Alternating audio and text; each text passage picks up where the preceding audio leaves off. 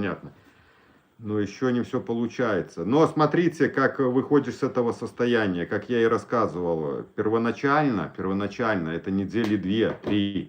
Как правило, недельки 2-3 ничего у вас не будет. Но вы делаете то, что делаете. Недельки через 2-3 вы начнете замечать маленькие изменения, когда у вас начнет чуть-чуть что-то получаться. Вот обращать на это внимание. И это будут первые признаки для вас понимания того, что я рассказываю, что это работает. Дело в том, что до 2-3 недель вы не будете, у вас не будет опыта личного, и поэтому ваши мысли будут постоянно отговаривать. Вот эти обсессии, возникающие у вас в мозгу, будут вам говорить: не делай этого, это все ерунда, у тебя ничего не получится, у него одно, у тебя другое. Так называемый внутренний голос, да, который тебе мешает. Оно реально у человека в голове, у тебя голос говорит, как будто у тебя кто-то в твоей голове живет. Вот реально, как будто там кто-то живет. И это иногда людей очень пугает. Некоторые даже думают, что там какой-то подселенец у вас, внутри вас какой-то подселенец, который вам вот диктует эти слова. Говорит, они ярко выражены. У тебя как... Есть еще в психологии такой термин, называется голова в голове. Потому что ты реально пугаешься вот этого голоса, который у тебя в голове говорит. Но это вот возникают вот эти обсессии. Обсессии у человека возникают на эмоциональном перенапряжении. То есть вот на этом, на стрессе, на тревоге, либо на сильном физической усталости. Тоже у человека возникают обсессии. Это мысли, приходящие вразрез вашим убеждениям, либо абсурдные мысли. Абсурдные мысли. Бывают такие вещи, вот у нас, в чем было в работе с Алексеем, он полностью был захвачен обсессиями. То есть им полностью управляли обсессии. Его мозг был полностью в обсессиях. Постоянно этот голос в голове у него звучал. Нет, так у вас не будет. У вас уже есть не сильное эмоциональное перенапряжение. Вот эти обсессии, они когда возникают, когда ты на сильном таком стрессе. Вот эти обсессии, они так ярко выражены. У тебя в голове как будто кто-то говорит. Я себе стала чаще говорить, что я все смогу, я совсем справлюсь. Все правильно. То, что мы себе говорим, то становится убеждением. Оно укрепляется в мозгу, и ты начинаешь в это верить. Вот это так работает. Дело в том, что в тревожном расстройстве у тебя формируется способ твоего мышления. То есть это в психологии называется выученная беспомощность, потому что ты все время думаешь про свое состояние, а это твое тревожно-негативное мышление. И как бы думая про свое состояние, оно как еще работает как негативное такое постоянное мышление. О чем я думаю? Так. Уже так пошли вопросики, будем смотреть. Так, сегодня ТикТок еще подключили, да. Смотрите, приоритет будет, буду переключаться на те вопросы тем людям, которые будут нам донатить. То есть приоритет буду отдавать сразу этому человеку. Так, у меня нет такого голоса, наоборот, я себе стала чаще говорить, что я все смогу, я совсем справлюсь. Я не всегда могу сразу понять, о чем я думаю. Смотрите, Наташа, там еще такая интересная ловушка получается. Это постоянно вести мыслительный процесс. Вы постоянно пытаетесь отследить то, о чем вы думаете. Когда мы постоянно думаем, то есть, смотрите, в чем момент истины. Возможно, у вас будет такое убеждение, что вы всегда должны видеть свои мысли, потому что якобы вы всегда думаете. Но дело в том, что мозг наш так устроен, когда мы думаем, ведем мыслительный процесс, то ты же видишь эти мысли, о чем ты думаешь, понимаете? И когда ты отвлечен, ты не ведешь мыслительный процесс, и твои мысли переходят в такую фазу автономности. То есть они там где-то крутятся, но без твоего участия. Соответственно, ты не видишь. Как вот вам на примере показать, это вот возьмите на чем-нибудь сосредоточьтесь. Вот, Наташа, смотрите, вот эта кружечка вам будет очень знакома. Видите, что написано? Вот сосредоточьтесь на этой кружечке, как бы рассматривая ее. Не думая, просто ее, вот рассмотрите эту кружечку. И вы поймете, в этот момент вы не ведете мыслительный процесс. Возможно, вы постоянно пытаетесь контролировать свои мысли. Постоянная попытка контролировать свои мысли, она будет вам создавать напряжение. Она будет создавать вам, как вам сказать, когда ты постоянно думаешь, это тебя тоже выматывает. Это как физическая работа. Если тебе дать лопату и сказать, копать какую-то траншею, да, вы копаете, вы в конце концов вы устаете, но вы дальше продолжаете копать. То есть постоянно про что-то думать, гонять эти мысли, это утомительная работа. Поэтому природа человеку нам так и создала мозг. Мы где-то думаем, где-то не думаем, а просто сидим и куда-то смотрим. Мы не ведем вот такой мыслительный процесс. Поэтому я думаю, у вас где-то вот будет вот этот момент, попытка постоянно думать о том, о чем вы думаете, понимаете? Вот постоянно нырять в эту голову, пытаться там вот это все контролировать. Это вот перфекционизм работает, из-за ошибок мышления перфекционизма. Человек думает, например, что он должен всегда думать. Вот был такой момент у Алексея, он пугался того, он говорит, у меня мыслей нет, у меня мысли пропали. То есть он думал, что мысли у человека в мозгу должны быть всегда, то есть он должен их видеть там всегда, в этой голове свои мысли. Но это не так работает, понимаете? Ты не всегда будешь видеть свои мысли, когда ты отвлекся. И там такие вот вещи, блин, как бы объяснить. Ты сам можешь создавать свои мысли. Вот когда ты думаешь о чем-то, ты создаешь себе мысли. Да, вот ты сидишь и думаешь про дачу, например. Вот ты создаешь мысли. А когда ты просто сидишь, вот куда-то просто смотришь безоценочно. Вот просто смотришь, твой мозг отдыхает. Ты в этот момент осознанно не ведешь мыслительный процесс, и они там ходят автоматически, у тебя мысли. Дело в том, что у человека в течение суток проходит около 60 тысяч мыслей. И вот представьте, если бы мы эти мысли все пытались контролировать, да, видеть их, контролировать, то насколько мы будем уставать? Это практически невозможно проконтролировать 60 тысяч мыслей, понимаете?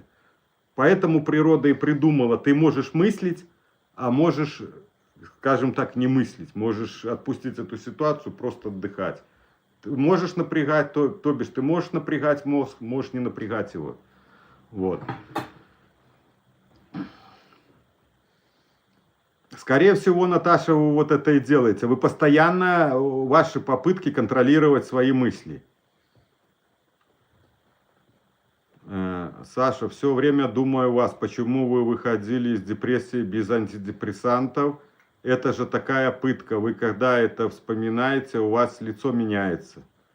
Смотрите, Светлана, раньше на меня воспоминания действовали. Вот когда я начинал свой канал, то бишь я рассказывал о себе, брал в себя то, что со мной происходило. Соответственно, это что? Я воспроизводил воспоминания в мозгу, вспоминал. А эти мысли, то, что со мной были, вот они же и запускают тревогу у человека. Воспоминания запускают тревогу. Но потом, со временем, все, меня мысли эти, они уже не тревожат, они по мне не работают. Это остались просто воспоминания. То есть мысли стали просто мыслями, которые на меня не действуют.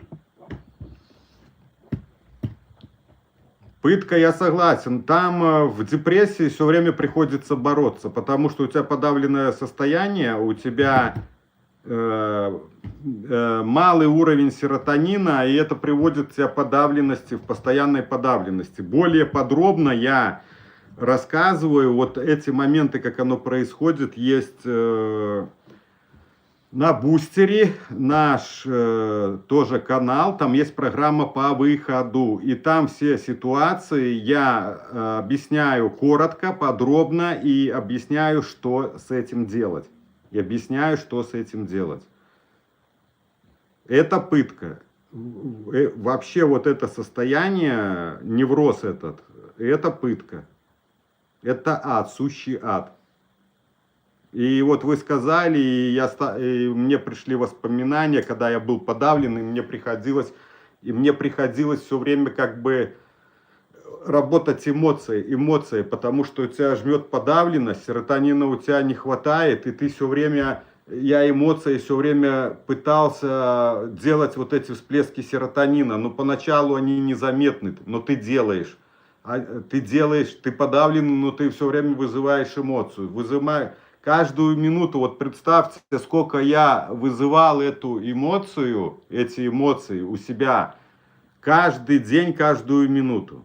Вот умножьте вот это, и вы получите, сколько раз мне приходилось делать повторений. Там десятки тысяч, наверное, потому что это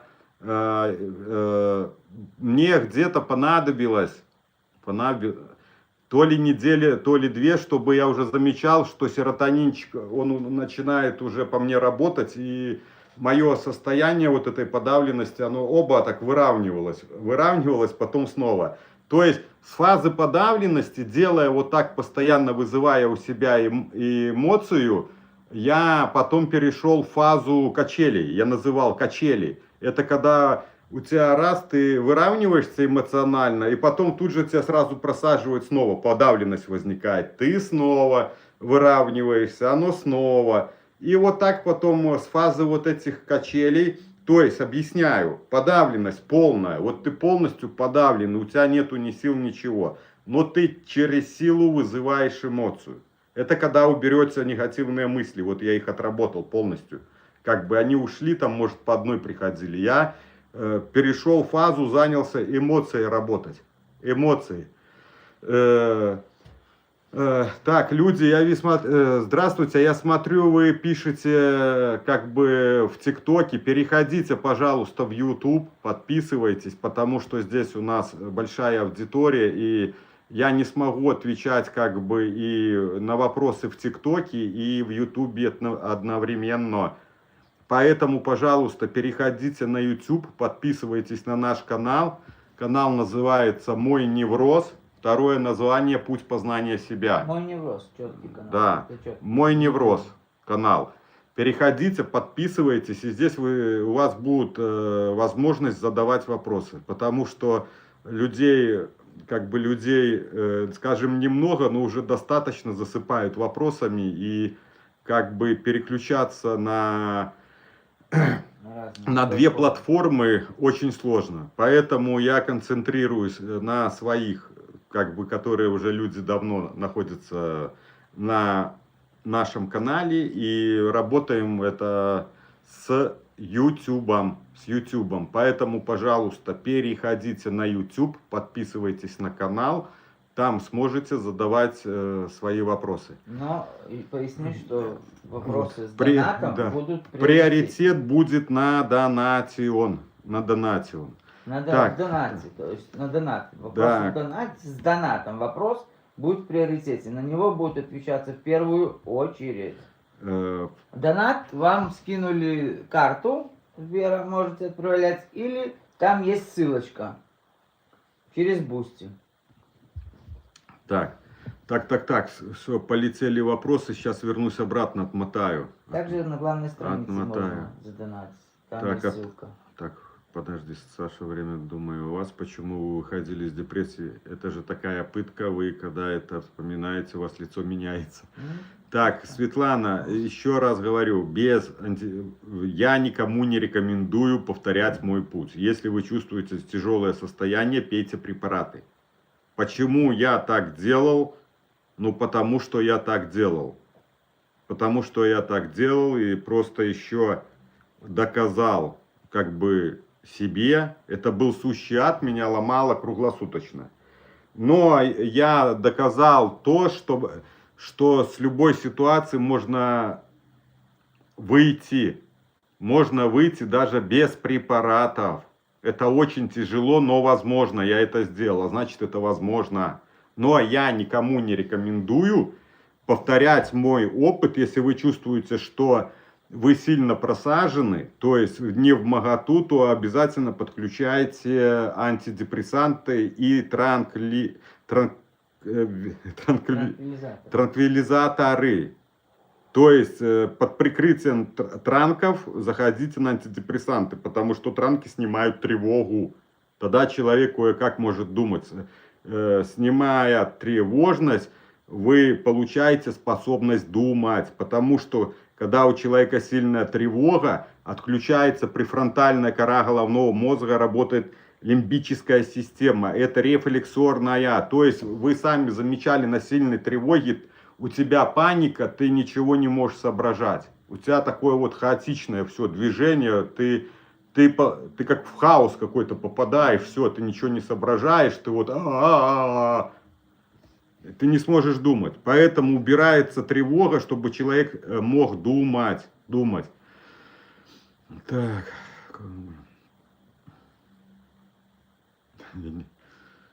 Все время думаю о вас, почему вы выходили из депрессии. Это уже зачитал. Вы когда это вспоминаете, у вас лицо меняется. Саша, скажите, пожалуйста, вы вели дневник СМЭР или умственно разбирали ситуации? Я ситуации не разбирал, Наташа, и СМЭР я не вел.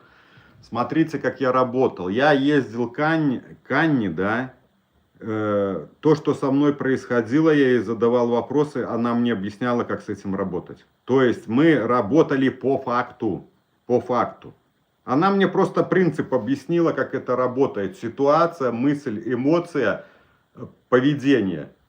Ситуация, мысль, эмоция, отражение в теле, поведение. Вот эта цепочка. Понимая, как работает эта цепочка, Анна объяснила, как рвать эту цепочку. Исходя из этого, я в себе замечал, вот происходила ситуация, возникала мысль, я работал с мыслью, и второе, я работал с поведением, то есть убирал избегание. Раньше я метался, вот как я рассказываю, бегал ванну мыть постоянно ночью, когда меня выкидывала паническая атака.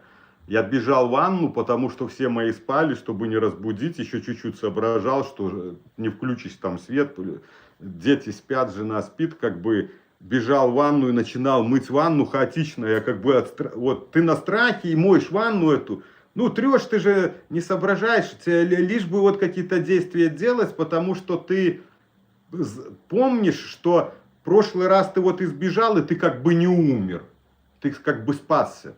И это у тебя закрепляется в мозгу, и ты делаешь постоянное избегание. И я вот ночью постоянно в ванную бегал и мыл ванную. Когда меня отпускало, я же делал вывод, вот если бы я не побежал и не начал мыть эту ванну, то я бы умер. Что, меня бы там что-то страшное накрыло, и я бы умер. Все. А это получается избегание. Вот. Поэтому отвечаю на ваш вопрос, Наташа.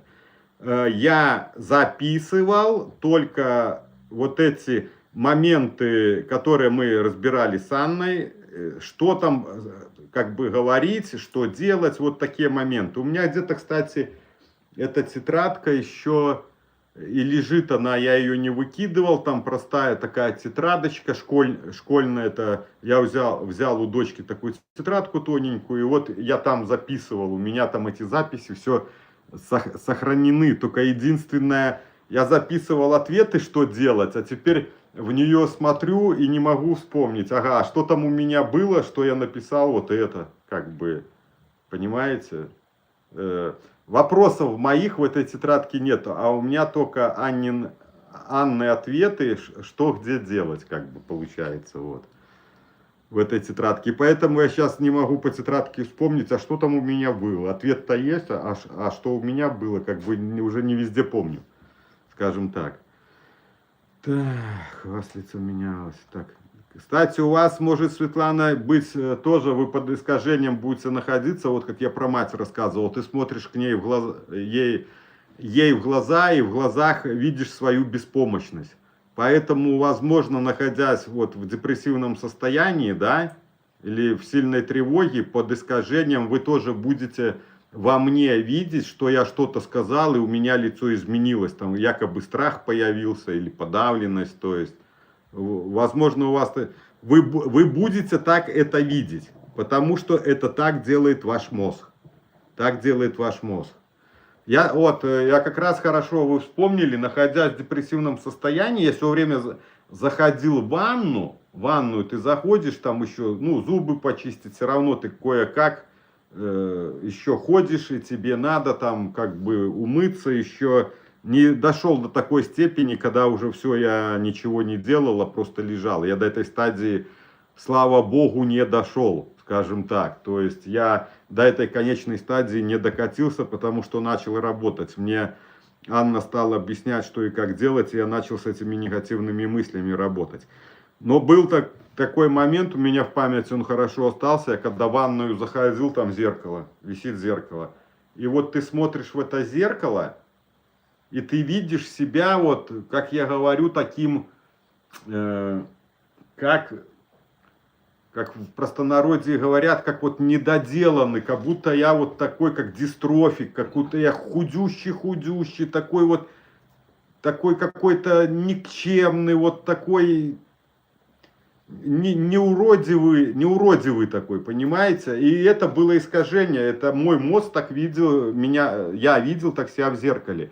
А потом я как-то начал по-другому на себя смотреть, я как-то эмоций стал воображать, что я здоровый, сильный, как бы. И я видел, как я в зеркале, вот практически ты как выравниваешься, оп, ты как раз, и ты нормального себя видишь. Это потом вот как-то мне ли мозг подсказал, или я не знаю, ну я как-то вдохновлялся так раз, и мой мозг видит меня уже в зеркале таким нормальным. Хотя я похудел был на 7 килограмм, но все равно вот это такое искажение было, как будто я какой-то неуродивый такой, вот как будто я такой, блин, ну тяжело объяснить, вот слова подобрать, ты какой такой вот, как будто такой,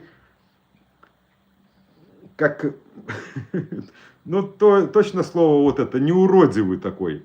И ты это реально видишь в своем зеркале, ты видишь себя в зеркале, и ты еще хуже от этого расстраиваешься, что ты вот уже с нормального, да, человека в какого-то вроде как превратился в такого немощного человека. Так. Как же этот бустер найти, не пойму. Смотрите, Светлана, заходите эфира, наверное, 2 или 3, которые мы вели раньше. Там Слава... На главной странице Ютуба есть ссылка, вверху ниже фотографии твоей, там написано ссылка бустер. Это я уже объяснил. А там, где ты, у нас съемки есть, где ты на телефоне покажешь, может человек не понимает. Смотрите, 2 или 3 эфира назад зайдите, там Слава на телефоне в прямом эфире показывает, как это сделать. Прямо на телефоне, и там по пальцам он объясняет, расслаживает на пальцах, и вы поймете, как это сделать. Если не можете так догадаться, как бы. 2 или 3 эфира, 2-3 эфира назад зайдите, там в пару эфирах Слава показывал. Кстати, надо это практиковать периодически. А так в описании канала есть ссылка. А так на главной странице, внизу ссылка на бустер, нажимаете ее, там синеньким она. Да, выкидывает 2 ссылки. Одна это Donation бустер, а вторая... Иди покажи, может, еще раз. Сейчас Слава еще раз покажет вам, как переходить на бустер, наяву, то есть на своем телефоне. Да, сейчас я на своем телефоне покажу. Не спеши только. Так, сейчас, секундочку. Я включу свой YouTube. Посмотрю, откуда он идет. Сейчас.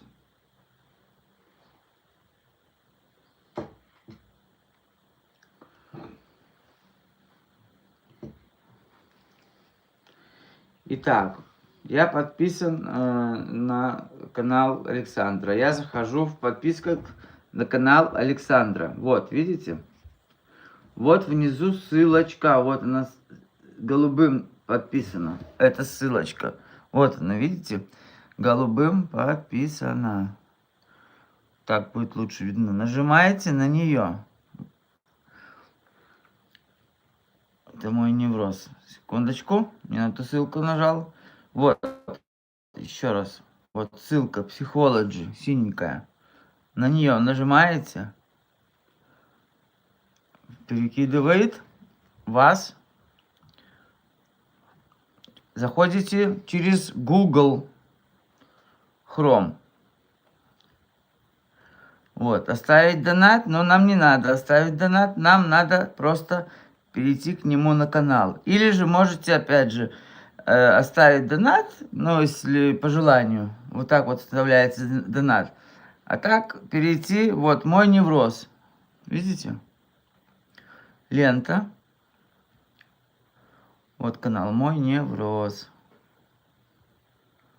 Вы вошли через Google. Мне надо подписаться. Вот. Видите, куда я зашел? Именно в Бусти. Все, и теперь, чтобы мне смотреть его посты, вот эти вот первые посты бесплатные будут. Остальные все посты будут, покупается подписка на месяц ровно. Вот, и все. И вы будете подписаны на месяц на канале. Так, сейчас, как именно сделать? Я сейчас вот выйду специально. Вот видите этот канал, я согласен. Допустим, на подписку. Это он. Войти. Теперь я вхожу через другой аккаунт. Чтобы вам, ну, зарегистрироваться, регистрируйтесь через Google аккаунт. Вот он, видите, Google. Может, у кого-то Одноклассники или Mail.ru. Через любую службу регистрируйтесь, вам не придется проходить, ну, по кругу всю регистрацию. Нажали через Google регистрацию. Вот видите, у меня уже есть она. Вячеслав Витковский. Я по ней перехожу. Все. И теперь мне надо подписаться на мой невроз. Нажимаю «Подписаться». И мне показывает, количество мест ограничено. Есть подписка за 1000 рублей. Есть подписка за 2000 рублей. Есть за 3000. Но это все зависит от вашего, как бы, желания помочь каналу. Я бы так сказал. Все, подписаться за 1000 рублей нажимаю. 1 месяц 1000 рублей. 3 месяца, естественно, 3000. 6 месяцев будет 6000. 1 месяц купить подписку. И все, у вас требуют карту. Вот. Требует карточку. Вот. А я не тот еще телефон показал. На ТикТок показывал. Еще раз назад вернусь. Так, давайте возвращаться назад. Я показывал на ТикТок все. Извиняюсь. По привычке, скажите. По привычке, просто она была рядом. Сейчас, секундочку. Я здесь выйду. Так, захожу в YouTube со своей странички. Вот моя страничка, так? Сейчас я буду вижу. Так, вот моя страница. Ищу в подписках Александра. Мой невроз. Нашел. Вот, он сейчас в эфире, мой невроз. Захожу к нему на главную страницу. Вот, главная страница у нас вот здесь. Стойте, еще раз. Просто он в эфире, ему тяжело зайти к нему на главную страницу. Так, в эфире. Вот, Александр в эфире. То он в эфир меня выкидывает. А чтобы зайти на главную страницу, вот главная страница. Когда он не в эфире или так, вот это главная страница. Здесь вот есть Boosty, тут Top Psychology. Еще одна ссылка нажимаете. Появляется внизу, вы можете оставить донат. Курс по выходу с тревожного расстройства. Нажимаете «Курс по выходу с тревожного расстройства». Вам предлагает открыть с помощью приложения. Нажимаете «Еще». Еще вам показывает Google Chrome. Заходите через Google, потому как у вас там уже есть e-mail. Это он меня перекинул на страничку, потому что... все, вот я на Вячеслава, да, страничку. Я сейчас просто выйду назад, да, выйти. Нет, я ничего не напутал. Вышел. Так, со странички. И теперь, чтобы вот вы зашли со своей страницы, войти в другой аккаунт. Вот, вас, когда выкинет, покажет вот такую штуку, когда вы зайдете с Google аккаунта. Вот она. Вы нажимаете Google, или если есть e-mail, нету разницы. Где у вас есть электронная почта, то и нажимаете, чтобы вам не ходить по кругу регистрации на Boosty. Нажимаете просто на Google, и вам предлагает через ваш аккаунт полностью зайти на страницу. Вот весь переход. Все. Здесь сразу будет подписаться. Нажимаете подписаться. Просто не вижу. Нажимаем подписаться на канале. Я у себя на канале. Вот. Сейчас найду мой невроз. Короче, нажимаете подписаться, и он стоит, подписка стоит 1000. Ну, в принципе, все показал. Нажали подписаться, просто пальцем промазал. Все, спасибо. Да. Ну, там главное выйти до самого точки подписаться, и там все ясно и понятно. Да. А еще один такой... Там же можно донат. А еще один такой совет. Вы ходите на улицу, ловите кого-то из молодых, и они за 5 минут вам все это сделают, потому что они более продвинуты в этих делах, они там как рыба в воде. Поэтому, если не можете справиться сами, то любого молодого попросите. Я думаю, практически каждого. Они соображают в этом почище нашего, и быстренько вам туда натыкают, наторкают, и вы попадете, сделают вам все быстренько это дело. Вот. Так, ну что, продолжаем. Как же этот бустер найти? Ну вот, попытались вам объяснить, там на стоп-кадры ставьте, смотрите, Так, бусти, тут уже вопросов куча. Из депрессии, ад и транки, ну и физ-процедуры. Да, про физ-процедуры у нас в психиатрии точно так делают эти физ-процедуры. Это еще с Советского Союза, но с них толку нету. Там у тебя какой-то душ делают, потом какие-то ставят штучки электрические, там ты лежишь что-то. Ну, короче, это ни о чем такое. Это еще с Советского Союза, когда трудом лечили, да, трудотерапия называлась. Научилась разбирать по БС-схеме у Живнирова. Очень хорошо рассказывает, у меня получается. Сегодня на кладбище ездила без тревоги. Проработала, хотя у нас прилететь может туда. Так, ну если получается БС, то разбирается. Там просто ловушек много, я вам скажу, еще такие моменты, что вот я...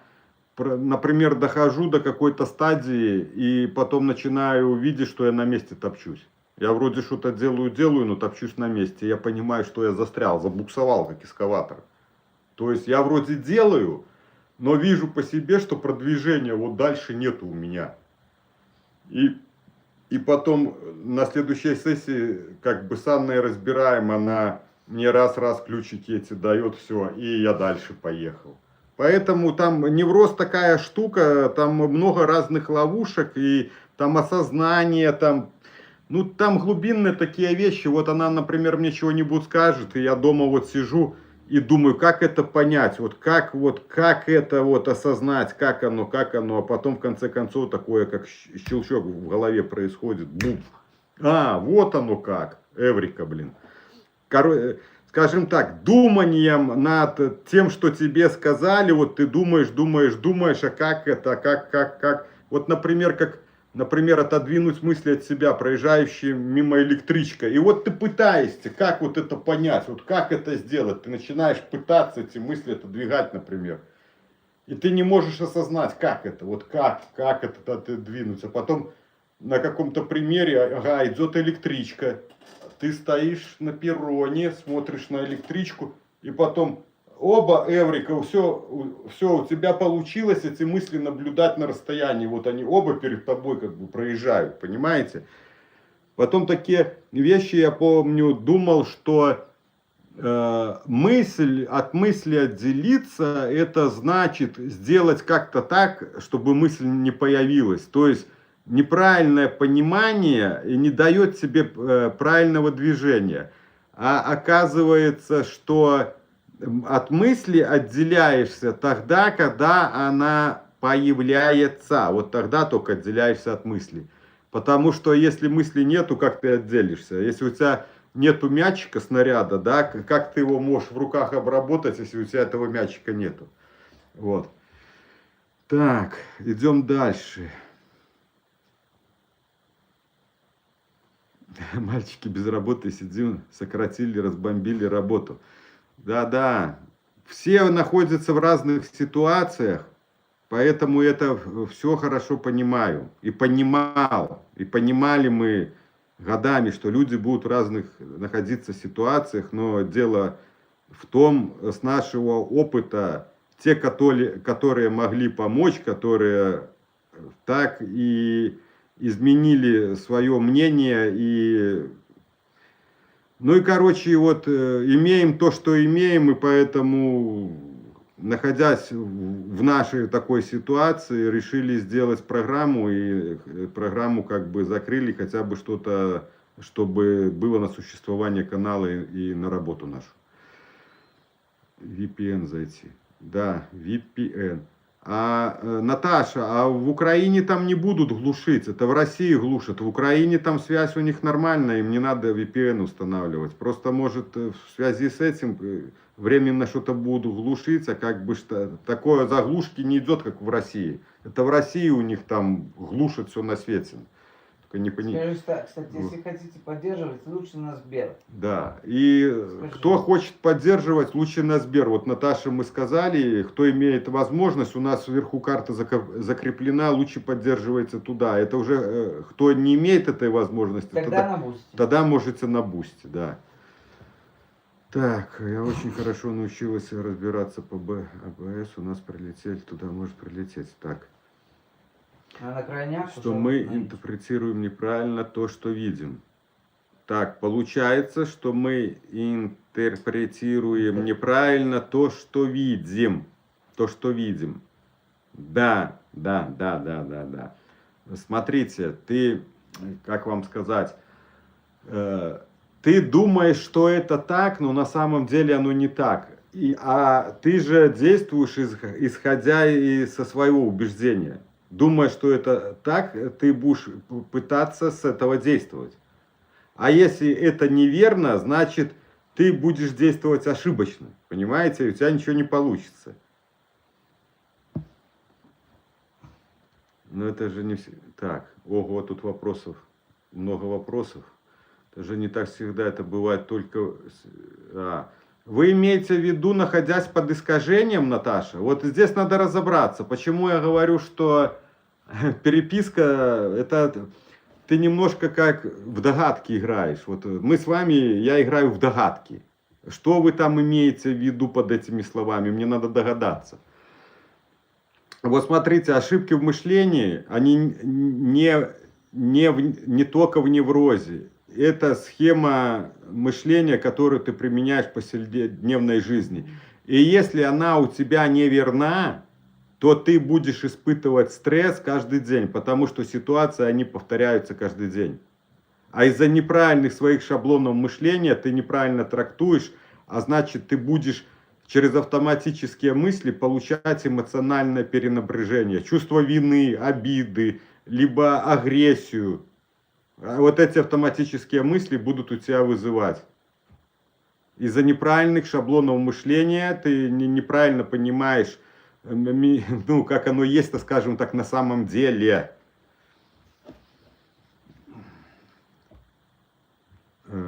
Я из города, Я из города Заславль. Это побратимый город. У вас, я знаю, есть город Изяслав, городок. Наш городок образован. Здесь жила Рогнеда. Это была супруга киевского князя Владимира. И вот она жила здесь с сыном. Она как бы была в изгнании. Сына звали Изяслав. Изяслав. Ну, что-то чуть-чуть трансформировалось, и поэтому город назвали Заславль. Не Изяславль, а Заславль. Это Минская область. Минская область. Район. Минский район даже. Да, город Заславль. Мы 10 километров от Минска находимся. Наш городок 10 километров от Минска находится. 10-15 минут езды до начала Минска. Вот. Так. Вот. Так, ставьте лайки, если нравится, подписывайтесь. Подписывайтесь. Если кто-то новенький на канале, подписывайтесь, чтобы не потерять канал. Если вам интересно, если канал помогает, то, ну, если заинтересовались, кто только зашел, чтобы не потерять канал, подписывайтесь на наш канал. Вот. Так, пригласите пользователя Дрен-Дрен стать гостем. Валентина теперь с нами, Зоя теперь с нами, Белочка теперь с нами. Так, если есть вопросы, еще задавайте. Так, активность так не ахти сегодня, 12 одновременно, 3 отметки. Чуть отстранились за счет этого показывания. Да. Вот. Активнее рассказывай. Училась в Мозыре, в музучилище, была в Минске, очень люблю Беларусь, моя счастливая молодость. Ну вот моя родина, там недалеко от Мозыря, город Рогачев. Вот я кружку показывал еще. Видите, это на родину ездили, купили. Рогачевское сгущенное молоко очень известно, оно везде продается. То есть на экспорт у нас идет. Вот такая кружка, видите? От Мозыря, ну, недалеко жили, город Рогачев такой. Среди двух рек находится. Гомельская область. Но теперь живу уже, переехали сюда, наверное, мне было 27, по-моему, лет. Сейчас уже 49. Ну, скажем, 20 лет назад переехали сюда и живем сейчас в Заславле. В Заславле. Еще такая песенка. Город древний, город славный.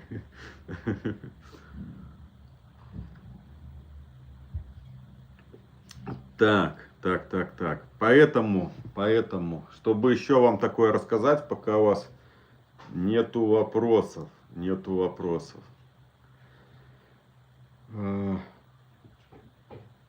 Кстати, в наших сказках, вот именно в сказках Советского Союза, я помню, вот мы сказки смотрели, да, в сказках очень многое рассказывается, и там есть зашифрованные смыслы в сказках.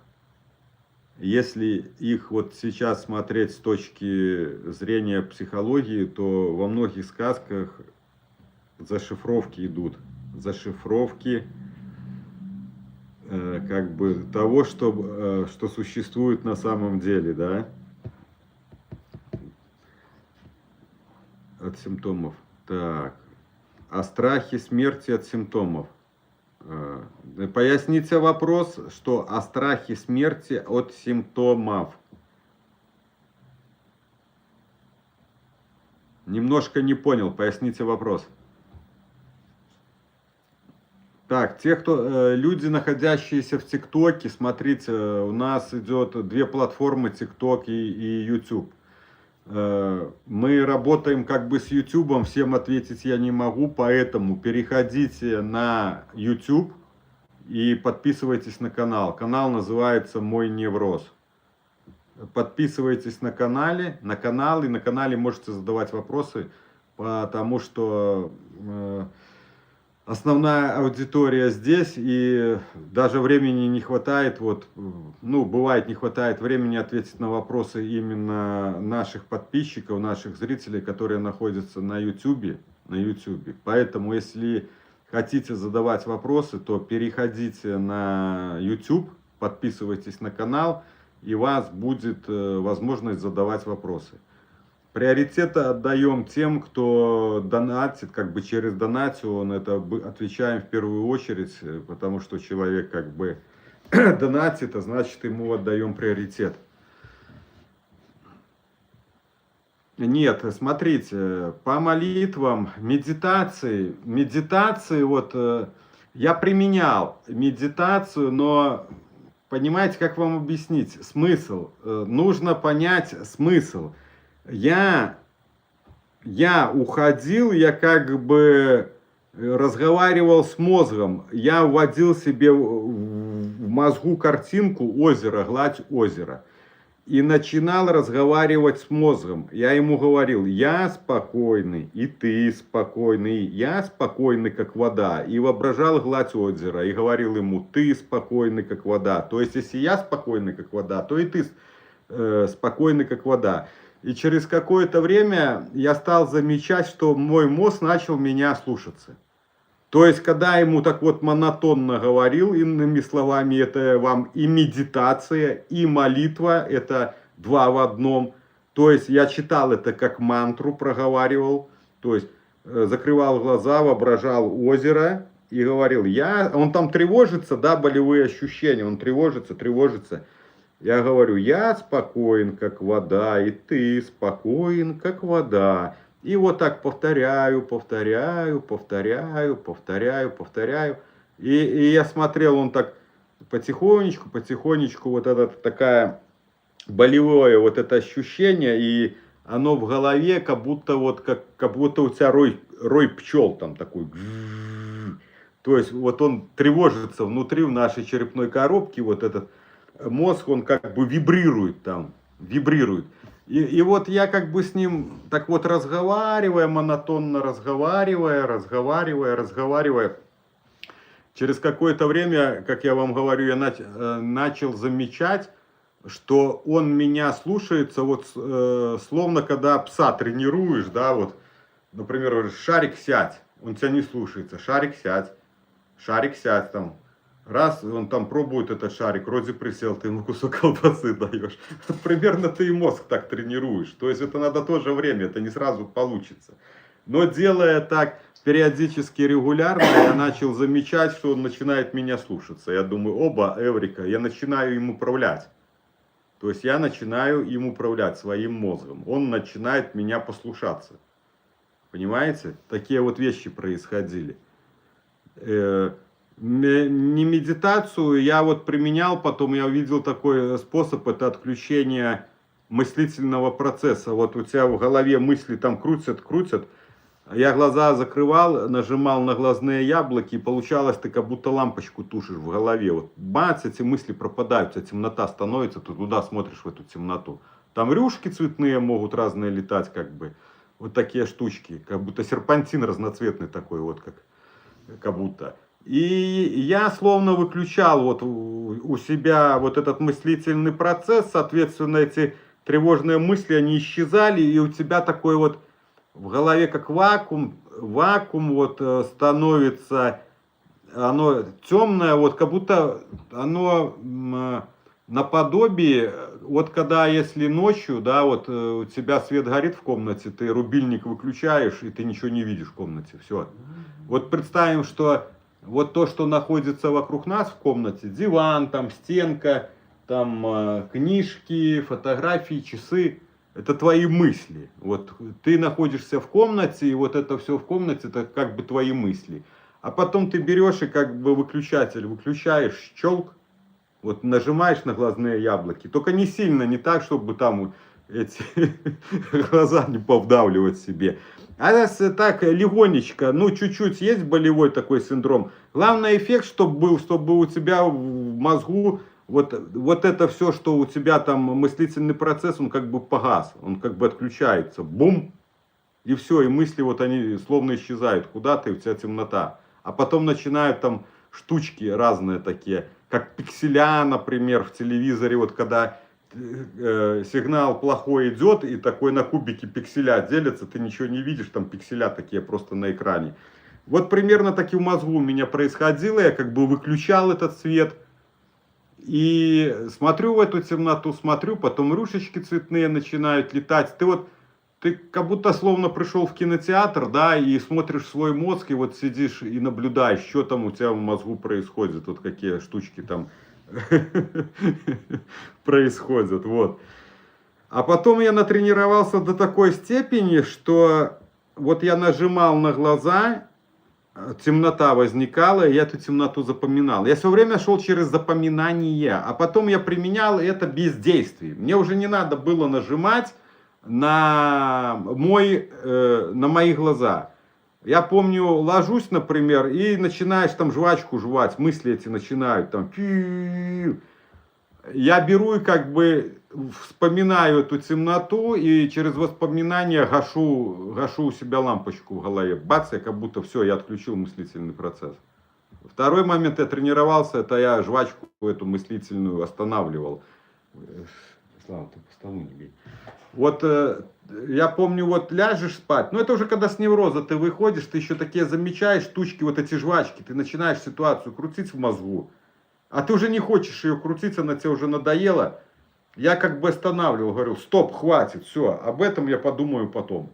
Раз, и переключался на подушечку, например. Начинал так вот, как бы ощущать подушечку, и начинал себе говорить, какая мягенькая подушечка, как хорошо, я спокойно засыпаю. То есть я научился отключать, первое, отключать мыслительный процесс, второе, останавливать мыслительный процесс. Ну, ко всему этому я пришел через тренировки. Но вот этих вещей не получится делать, когда ты в сильной руминации. В сильной руминации не отодвинуть мысли, не остановить их невозможно. Потому что это твое мышление, оно тебя крутит как в магните. Я помню, я только вырывался вот с него. Вот ты как будто, он тебя туда всасывает, вот это мышление вот засасывает. А ты обратно, вот ты как будто с этих оков вырываешься. У тебя мозг туда, а ты обратно. Мозг туда, а ты обратно на внешний фон. И я помню, вот как перетяжка канатов было с ним. Он меня назад это мышление забирает, а я назад выхожу на внешний фон. Он меня назад забирает. Крутить и думать, сканировать себя. Ну, конечно, за долгие годы, думая про свое состояние, ты сформировал этот способ мышления. Это называется выученная беспомощность. Твое тревожное, либо тревожно-негативное мышление. Все, оно твое мышление, у тебя другого мышления нету. Вот в чем момент истины. У вас нету другого мышления. То есть старое ваше мышление, оно стерлось, потому что от стресса и вот этого состояния, все время пугаясь, тревожась за это состояние, мы себе сформировали вот такой способ мышления. Тревожное себе мышление сформировали, то, что в психологии называется выученная беспомощность. Дело в том, что люди не знают, что можно думать по-другому. Они этого не знают, они этого не понимают. Их крутит их мышление, вот они ходят, думают про свое состояние, их оно крутит. И им никто не подсказывает, что мышление вот это можно изменить, можно сформировать себе другое мышление. Они этого не знают. А вот наш канал, вот я рассказываю, как у меня было, что происходило и что с этим делать. Знания, главное знания. Если у тебя нету знаний, то ты не понимаешь, что с тобой происходит. Ты даже не думаешь про это, что с тобой происходит. Ты просто это сканируешь, видишь и все. Но ты не понимаешь, как оно функционирует и что с тобой происходит. Ну, знаешь, там депрессия, тревога. А как работает мозг? А то понятие, что это твое мышление тебя крутит и это тебе делает. Что это мышление тебе делает, ты этого не знаешь. Потому что большинство, подавляющая часть психологов, там, психотерапевтов разного уровня, врачей, что лечат? Нервы. Все лечат нервы. Но нервы тут ни при чем. Вот в чем момент истины. Нервы тут ни при чем. Нервы, почему ты вот это ощущаешь, это результат команды твоим мозгом, твоим же органам передается через нервную систему. Поэтому надо лечить не нервы, как говорится, надо лечить голову. Вот причина тут в мозгах.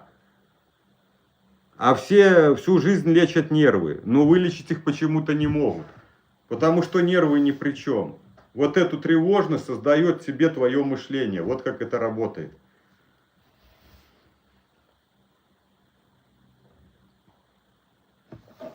Смотрите, сейчас, так, будем идти по порядку. Молитвы не применяли. Так, ответил. Молитва, тут надо понять, то, что вы себе проговариваете, аффирмации, это и есть молитвы, только ты их делаешь осознанно. Ты их подбираешь и, проговаривая что-то, ты укрепляешь в себя убеждение. Убеждение. То есть, понимая, что, как функционирует и для чего ты это делаешь. Тут вот это понимание, что, как и для чего, вот это самое главное. Потому что, если тебе сказали, ну вот говори себе так. Ну ты ходишь, говоришь себе там, вспомнил, сказал, забыл, сказал. А для чего говорить, зачем говорить? Никто ж не объясняет, понимаете? Никто же не объясняет, что, для чего и зачем, и каких результатов нужно добиться. Добиться. Никто не объясняет. А не понимая, для чего ты делаешь и как это делать, то ничего не получится. Потому что нету понимания. Вот это и называется осознание. Осознание. Что, как, для чего и почему, и цели, и задачи. Так, Саша, а вы не пробовали применять свои новые знания для лечения себя или для получения каких-то вам необходимых эффектов? Да, пробовал, Наташа. Пробовал. Я пользуюсь этим. У меня вопросы с коленом. Кстати, где-то вы писали. Вот. Связано вопросы с коленом. Также с ЖКТ есть вопросы. То есть мне уже скоро 50, через пару месяцев. То есть уже возраст, правильно? То, конечно, какие-то уже болячки, они присутствуют. Потому что природа нас уже начинает списывать. Ну, меня уже после 40 вообще природа человека начинает списывать. Он свое отработал. Детей родили, то есть потомство воспроизвели, все, значит, мы уже не нужны. Вот. И поэтому, да, применяю. Петр Горяев, квантовая генетика. Я изучал глубинно этот вопрос. Только что единственное, Наташа, ну, нету времени. Вот если бы у нас были вот возможности, если бы финансы были, я мог себе позволить глубинно дальше практиковать, а вот это осознавать, анализировать, то, конечно, бы на данный момент я бы, ну, думаю, больших бы добился результатов, и не только в самолечении, воздействия на себя, на свои органы.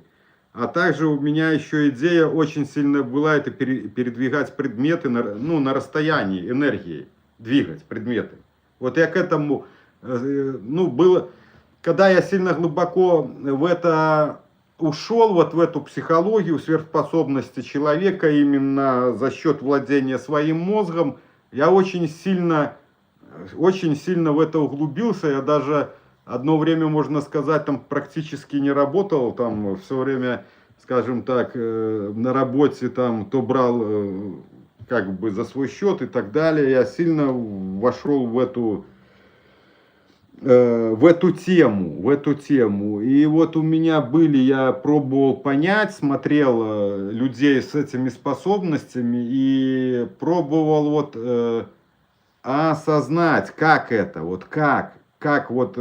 Я смотрел «Мастер Вульф», он какое-то время жил в Тибете, то есть там, может, 2, 3, 4, 5 лет жил в Тибете, и вот он овладел этими сверхспособностями, он, показываются ролики, листок бумаги ложит, да, и на руке у него бац, он, раз и загорелся. То есть он овладел своей энергией.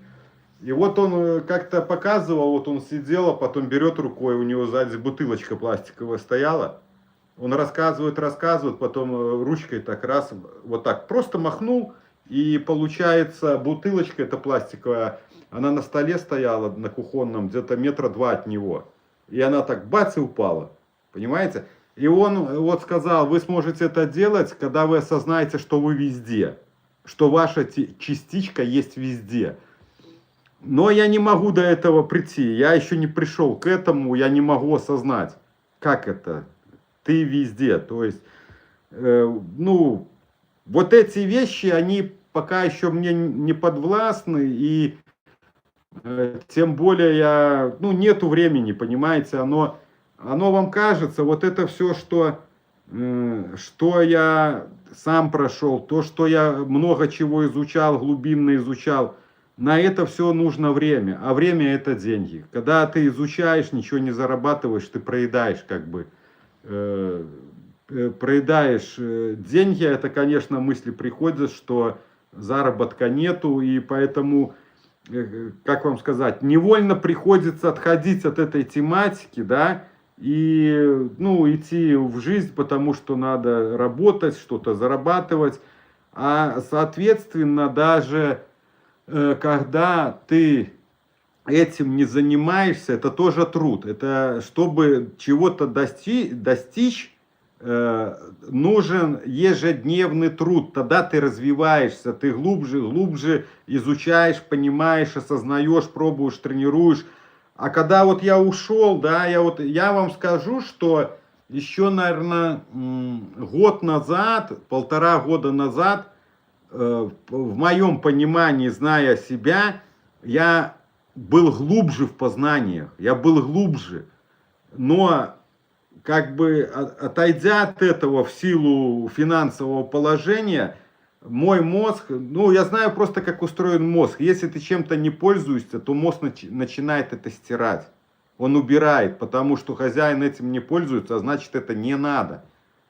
Вот почему я Славе говорил, что Слава, нам надо раскрутить канал, потому что если мы там в течение года не раскрутимся, там год-полтора, то, ну, у нас закончатся ресурсы, финансовые ресурсы, то есть я видел, как это все идет, а если я перестану этой темой плотно заниматься, то мои знания, они исчезнут. Ну, то есть они не все исчезнут, а тонкости вот эти все исчезнут, и мало того, что ты не будешь дальше развиваться глубже, а вообще даже то, что ты знаешь, оно потихоньку мозг твой уберет, если ты этим не пользуешься, понимаете? Вот.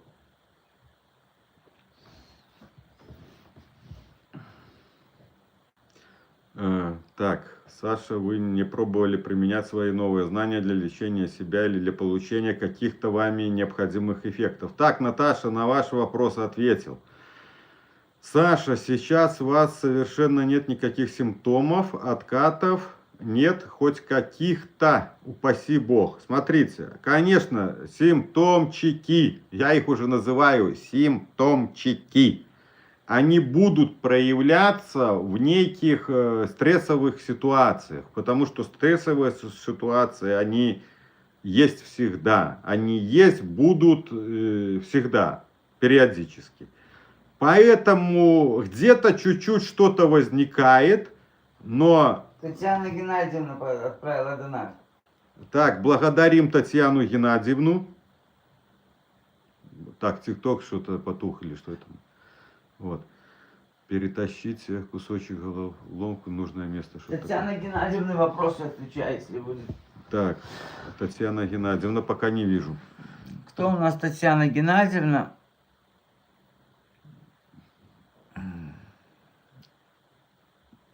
Это в ТикТоке? Да. Все, дальше. Татьяна Геннадьевна, смотри здесь. Татьяна Геннадьевна? На Ютубе будет? Так, на YouTube, да. Татьяна Геннадьевна, которая продонатила.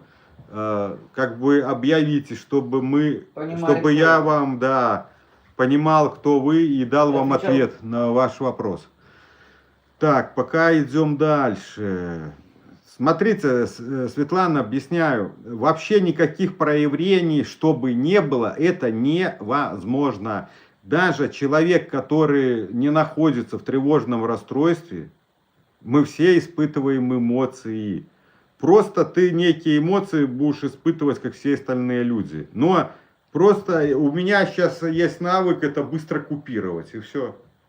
Я быстро это купирую своими приемами, и все, и оно уже не такое проявление, оно, я вам скажу, оно уже не такое. Каждый бы по 200 рублей закинул бы, и уже бы что-то было бы. Оно слабое такое, да, я вижу, что где-то есть, я там приемчик свой применю какой-то, раз отработаю, переключусь как бы. Мысли, где-то вот ты забываешь, что по тебе мысли работают. Вот есть стрессовая ситуация. Дело в том, что вот, смотрите, Светлана, вы сейчас будете находиться, вот вы находитесь у себя, да, у вас там, вы окружены негативом. А мысли у человека возникают от ситуации. И если ситуации кругом негативные, значит и мысли у вас будут вызывать, возникать плохие, которые по вам и будут работать. И поэтому нужно учиться работать с мыслями. Убирать, переключаться на позитивное мышление, вот, вот такие штуки. Овладеть своими мыслями, уметь отделяться от тех мыслей, которые тебе не нужны, которые по тебе работают. И вводить себе позитивные мысли. Так, Ирина, ну давайте посмеемся.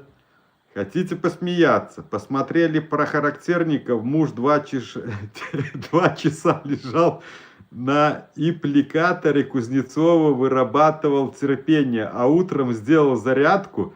Поучительно. Спасибо, что посоветовали посмотреть. Кстати, там казаки-характерники, там есть определенный ролик. Я смотрел там определенный ролик. По каким признакам его найти, там будет одна из участниц, как бы рассказывать про казаков-характерников, будет такая женщина, она преподает карате, женщина. Вот по ней можете определить. И ролик начинается, вот я не знаю, такое с фильма ужасов, такое начало идет, девочка по коридору спускается по лестнице, и там такое...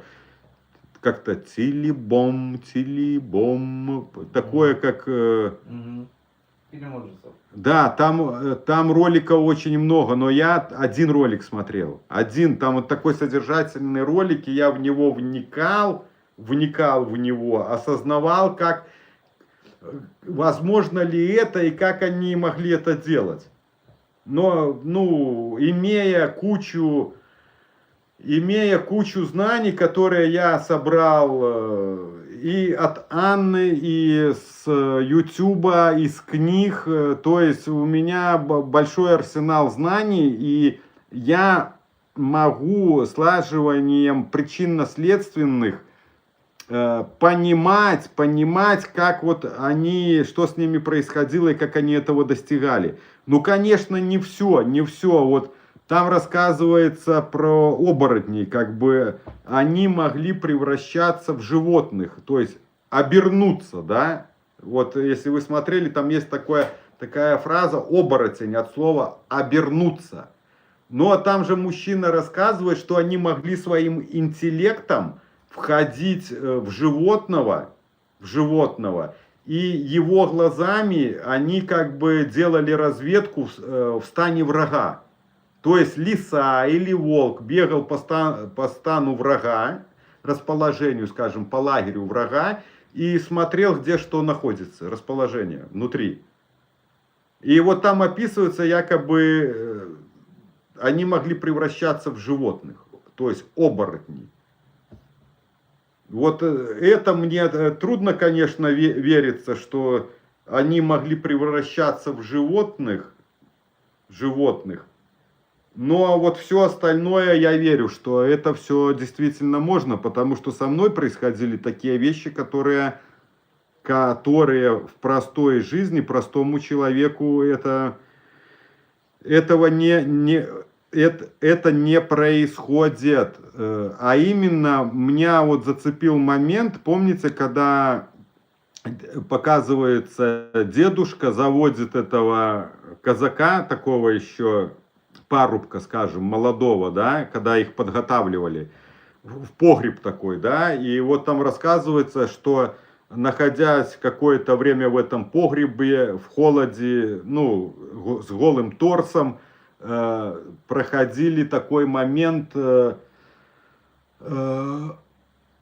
невыносимых условий, то есть, и вот они изучали себя, они чувствовали, они слышали себя, вот как даже струится в жилах кровь. В принципе, то же самое проходил я, когда меня ломало. Я хорошо слышал, когда у тебя бьется сердце, то, что у человека в тревоге, в неврозе, в напряжении, в стрессе. То есть это стрессовая ситуация. И вы все хорошо слышите, как у вас бьется сердце, малейший где-то толчок, чуть-чуть даже ударится, и тебе так кажется, что вот оно даже не внутри у тебя находится, как будто оно перед тобой лежит. Ты даже можешь слышать, как у тебя, вот, как я вам рассказываю, такая высокая чувствительность, что вот этот пульс, когда бьет тебе ухо, то такое ощущение, что тебе кулаком в ухо бьют, что он там настолько звонкий и сильный, то есть вот это повышается чувствительность. А с повышением чувствительности человек начинает, он видеть себя, он как бы познает себя, понимаете? И вот получается на страданиях, на прохождении, как-то там слово вот хорошо было подобрано, оно вот как раз подходило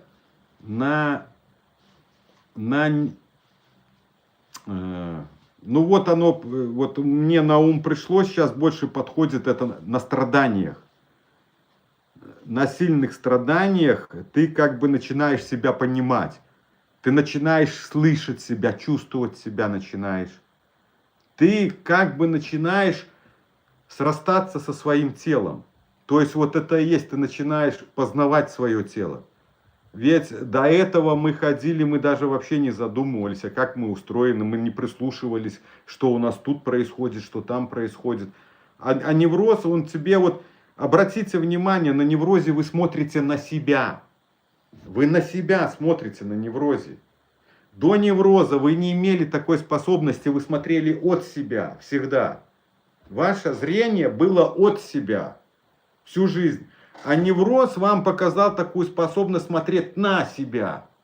Вы видите себя, вы ходите, вы себя сканируете, вы смотрите на себя.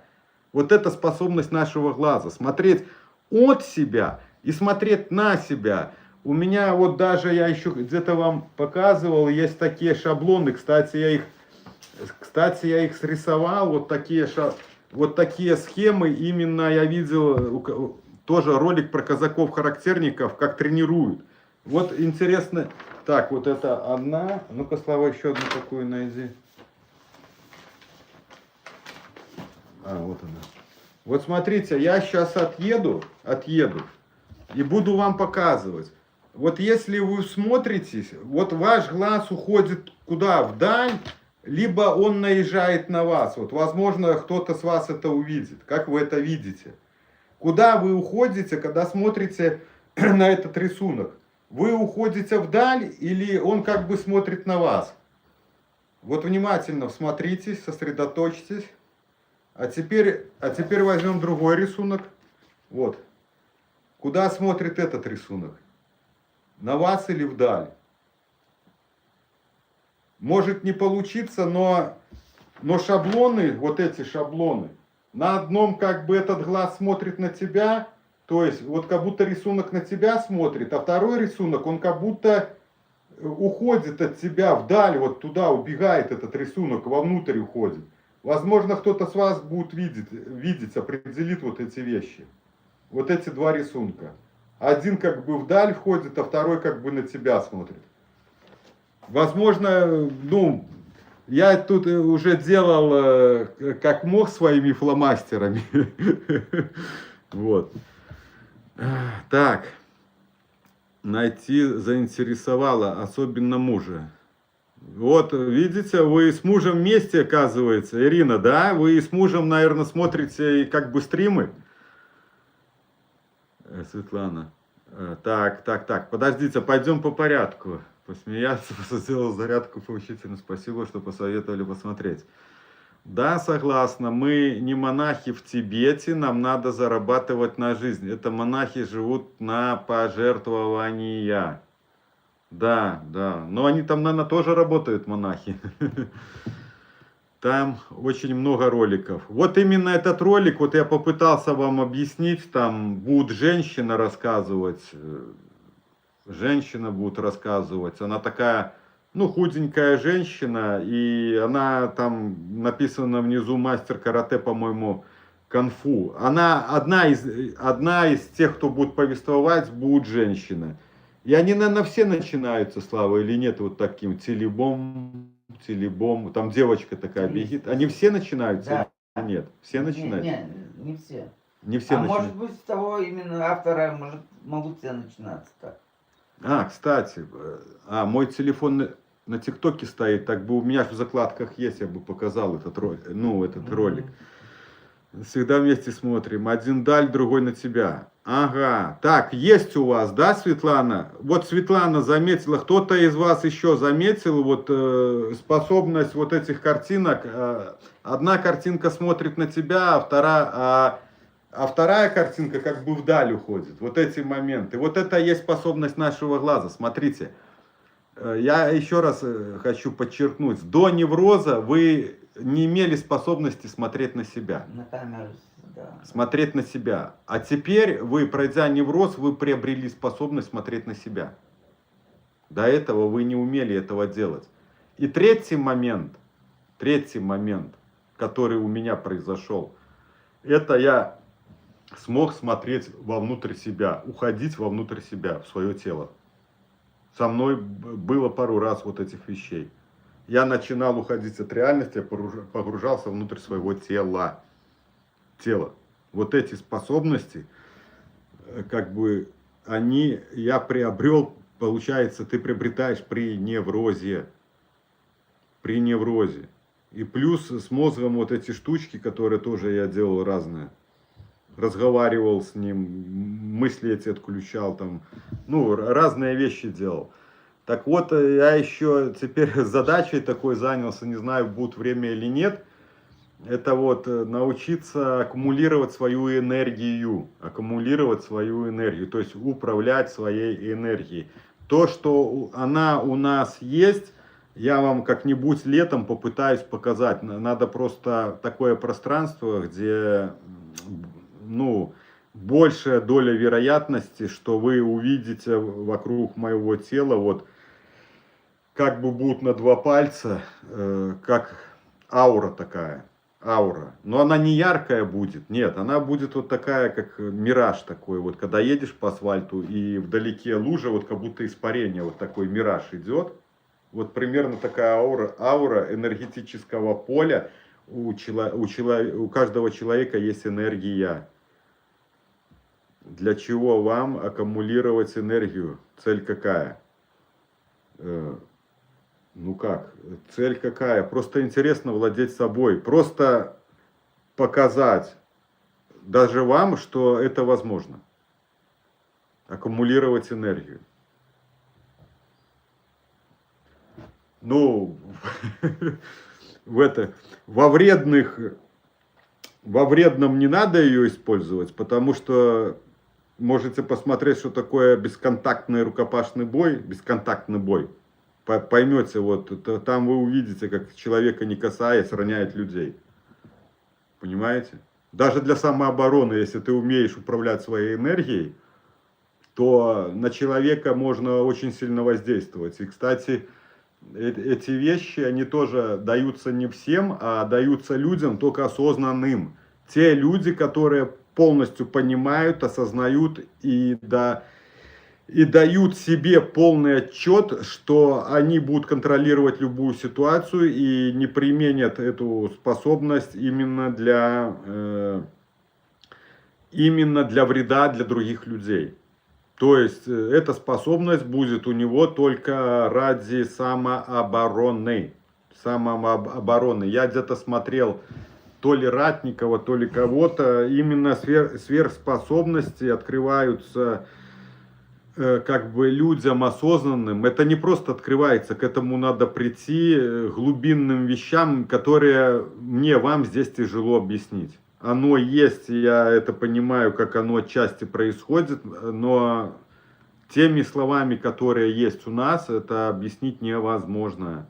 И вот сверхспособности, они только открываются, ну, скажем так, осознанным людям, порядочным людям открываются вот эти вещи. Это Вселенная открывает вот эти сверхспособности.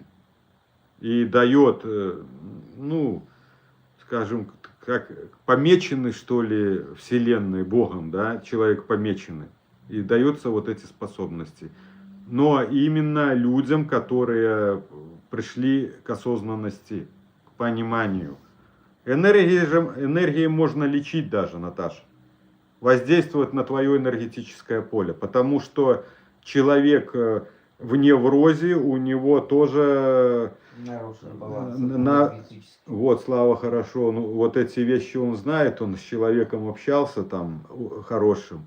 Нарушается энергетическое поле человека, у него есть прорехи, то есть его энергия становится не светлой, а именно вот от этого негатива, стресса, она, ну, скажем так, темнеет. Подсказывай мне, ты в энергии много знаешь. Она дырявая становится, это вся биологическими пробоями, да. Бывает светится другим цветом. Ну, цветом, да. Бывает почти вообще нету.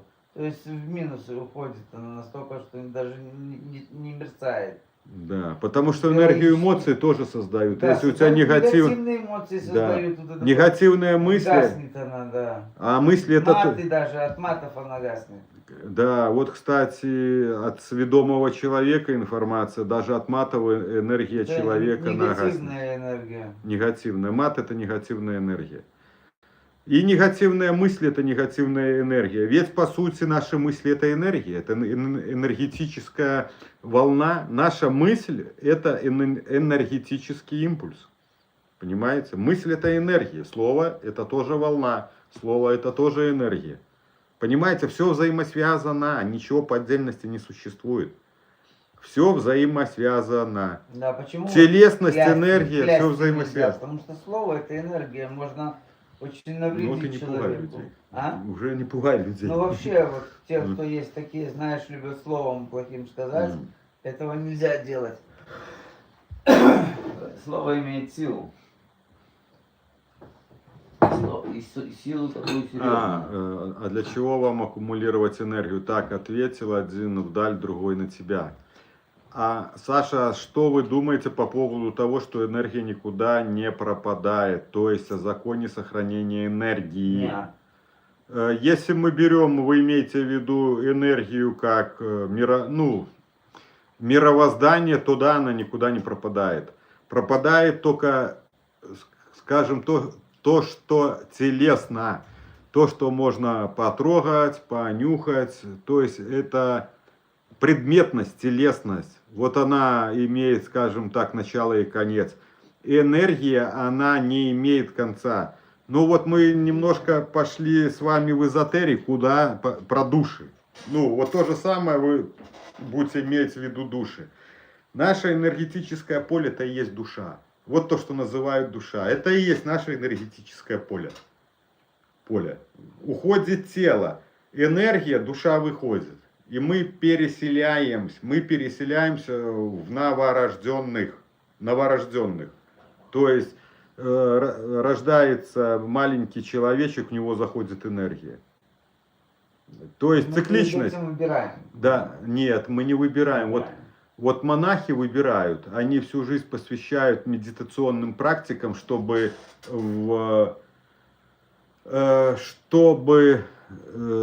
погрузить так. Абдо приглашает вас на что-то там. Нет, тебе не надо. Чтобы, смотрите, буддистские монахи, ну, глубинные, которые там, скажем, посвященные более глубже, они же там тоже разные монахи есть. Они большую часть посвящают медитационным практикам именно для того, чтобы в будущей жизни заселиться в то тело, в которое они хотят. Кстати, у них есть очень интересная версия у монахов. Они говорят, что тот мир, который находится снаружи, то есть вот где мы живем, да, наш дом, квартира, там, машина и так далее, что это иллюзия, это не настоящий мир внутри нас. Поэтому вот там и есть, куда я спускался, да, вот дошел до 3-го уровня, потом от страха вышел. Вот они, там, по-моему, 7 или 8, 9, ну где-то вот в этом районе уровней, они доходят, последний уровень как-то называется свет, какой-то свет. И вот... Светом начинают мерцать и растворяются. Да, я вот этого не видел. Да, ну, есть ну, такая, что монах зашел, только свет, ну, зашел вот в камникеле, у них там, где они сидят, вот эти вот на медитацию, где они медитируют, и только свет во все лучи, все, больше нет. Это вот он достиг высшей ступени. Ну вот там какой-то просветленности, какой-то свет, вот я не помню. Просветленности, и последний этап свет какой-то.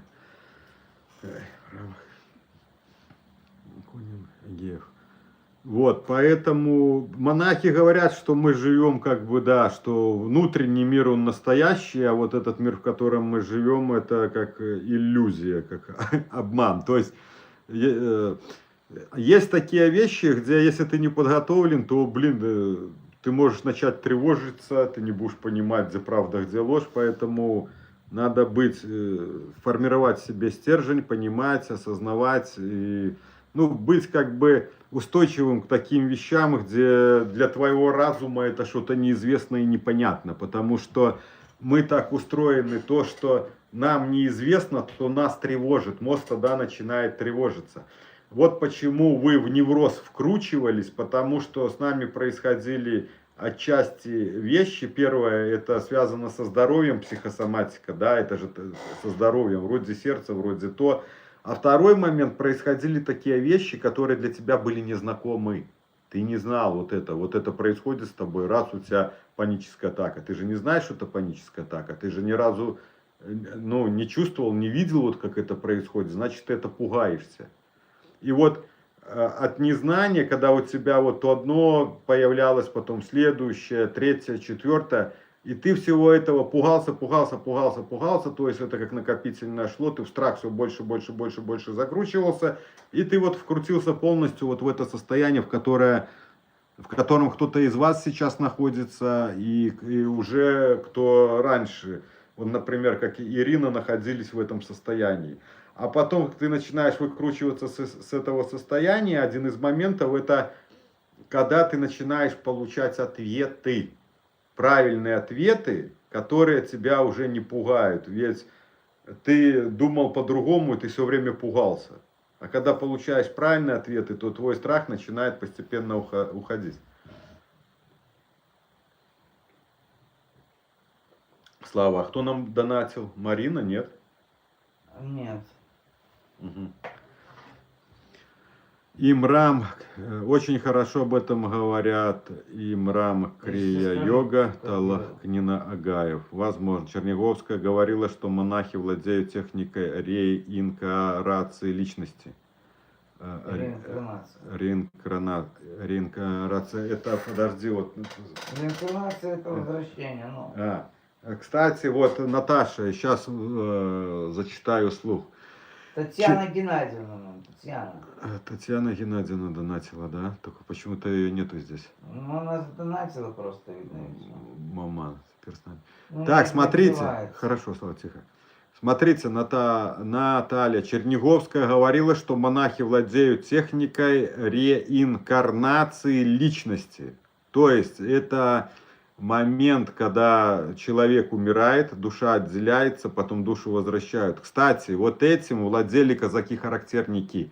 У казаков-характерников, там же у них тоже были сословия, были, как-то их называли,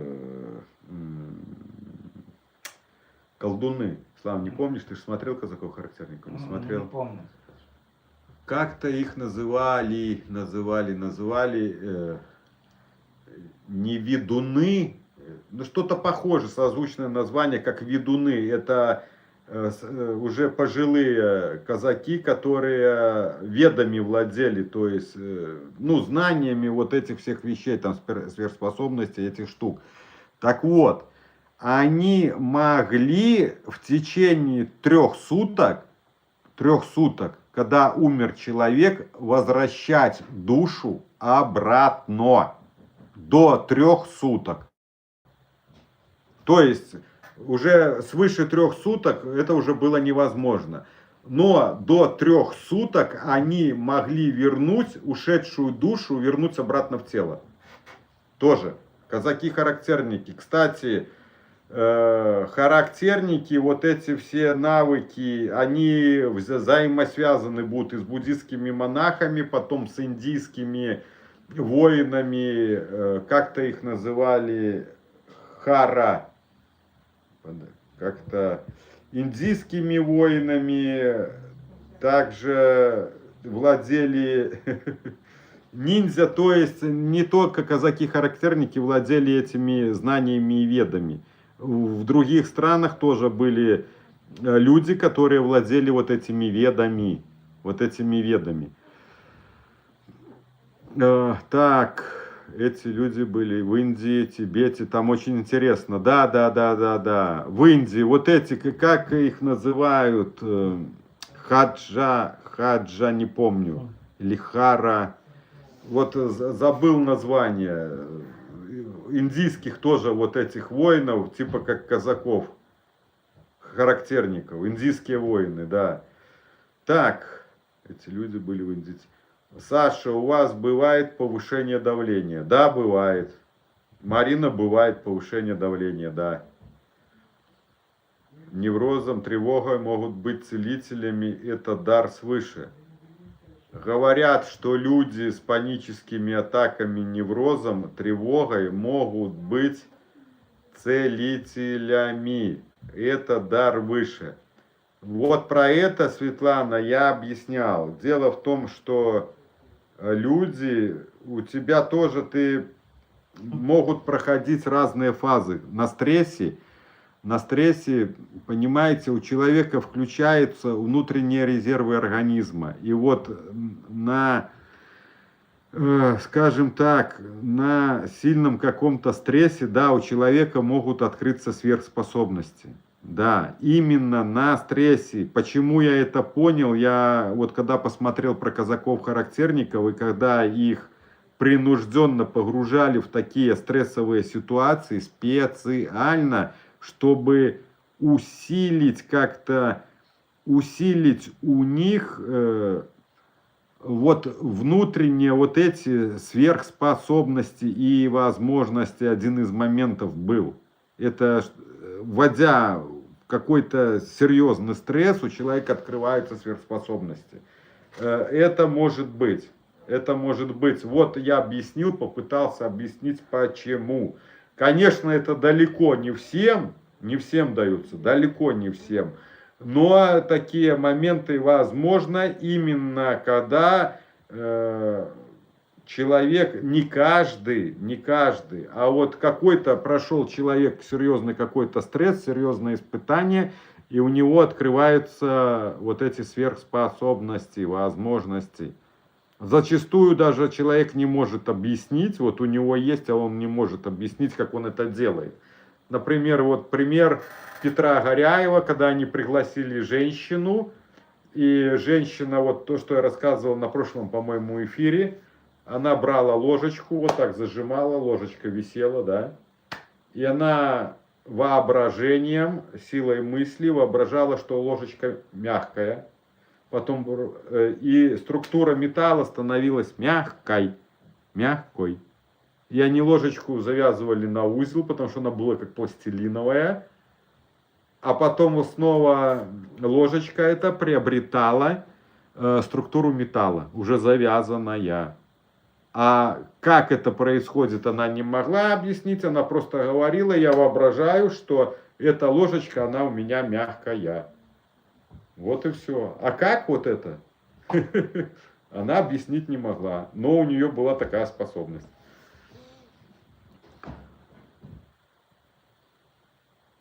У нас нет, смотрите, Наташа, это немножко не про то. Это сверхчувствительные люди, это не про сверхспособности человека. Сверхчувствительные люди, это мы родились такие, вот люди делятся на две части. То есть это чувствительность нашего мозга. Есть люди, часть людей, вот то, что мы называем, как я в простонародье говорят, он твердолобый, у него бронированный лоб, он ничего, он как параллельно ко всему относится, его мозг не реагирует на какие-то такие, скажем, печальные ситуации, либо радужные сильно. Раздражители. Да, он такой человек нейтральный, он не особо радуется, не особо печалится, он такой больше к нейтральности подходит. А вот мы уже люди с чувствительным мозгом, мы такие как импанты, мы ярко радуемся, мы можем вот смотреть фильм, и вот ты раз вроде бы, и тут же у тебя слеза потекет, то есть восприятие идет, эмпатия, то есть сочувствие. Ты в этот момент как бы сочувствуешь этому человеку, потому что ты понимаешь, какие у него чувства возникают, и ты это как на себя одеваешь, но это вот почему именно из-за нашего чувствительного мозга. Плохо это или хорошо, это и неплохо или нехорошо. Смотря как мы на это посмотрим. Да, ты более тревожный, твой мозг реагирует, но зато ты более ярче радуешься в жизни. У тебя жизнь больше такими красками насыщена, понимаете? Вот. Сверхчувствительность, да, но Светлана имела в виду про сверхспособности. Сверхчувствительность и сверхспособность — это немножко разные вещи. Сверхчувствительность и сверхспособность — это немножко разные вещи. Даже не немножко разные вещи. Вот. Что делать при депрессии, когда ты подавлен? Работать эмоцией. Вызывать у себя радость. Вот ты смотришь на небо и говоришь, какая классная погода, какая классная природа. Оно, вызвать ее вот отсюда, она будет зарождаться примерно в животе. Эмоция будет идти снутри, вверх.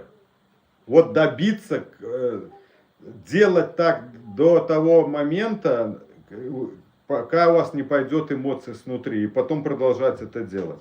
Сначала ты будешь делать это специально, вот я делал, но она сразу не зародится, это постепенно. Вот так я делал, и потом заметил, что при появлении эмоций у меня активировался серотонин в мозгу. То есть раз мой уровень как бы вот этой апатии, подавленности начинал выравниваться постепенно, именно от эмоций. Плюс смех, вот то, что все влияет на серотонин, на гормон радости. На нас серотонин влияет наша эмоция, радость, смех, вдохновение. Вот и учишься ее вызывать осознанно, специально. И тогда у тебя будет активироваться серотонин в мозгу. У тебя мозг его больше как бы будет выбрасывать, этот химический состав. И ты начнешь видеть постепенно, как твой уровень вот этой депрессивного состояния, уровень вот этой подавленности, он начинает постепенно у тебя, он как бы вот у меня раз выравнивается, потом проседало на низ. Я снова работаю эмоции, у меня снова раз я выравнивался, потом снова вот я на качели попал. Отмотайте назад эфир, я там про это сегодня тоже рассказываю, как это будет происходить. Для полного понимания у нас есть на канале ссылка на Boosty. На Boosty находится программа по выходу с тревожно-депрессивного расстройства. В тех роликах мы их разложили, короткие сжатые ролики со смыслом, что происходит и что делать. И там нету рекламы, потому что вот Слава зашел на последний эфир, его как бы смотрел, и он просто был поражен, сколько в наш эфир натолкали рекламы, что просто что просто невозможно смотреть эфир. Слава насчитал сколько? 38 реклам. 38 реклам на час. За час Слава насчитал 38 реклам. Представляете, как разорван эфир, порезан на части. С такой плотностью рекламы его невозможно смотреть. На весь эфир 38. Ну, не важно. Двухчасовой эфир у нас был. Поэтому на Бусти мы вылаживаем уже широкоформатные наши тоже эфиры. Вот мы сейчас проводим эфир, этот останется как бы в Ютубе. Каждые 4 минуты. А широкоформатный будет находиться на Бусти. Ну, он там будет, ну, поставим 100 рублей, чтобы канал существовал. Если надо что-то зарабатывать.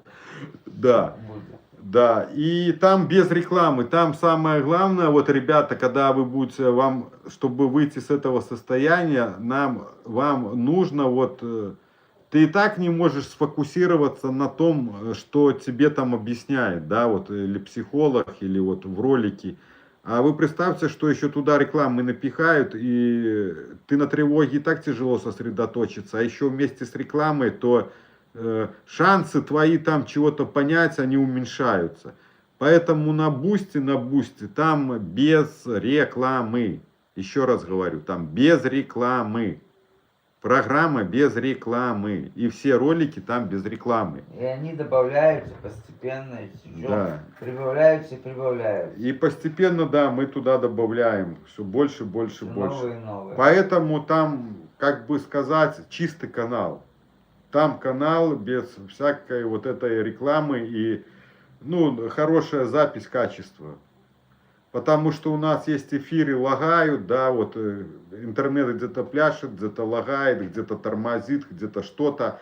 А именно вот мы ведем еще запись с телефона, специально это делаем, чтобы была чистая широкоформатная запись, и мы ее вылаживаем на Бусти.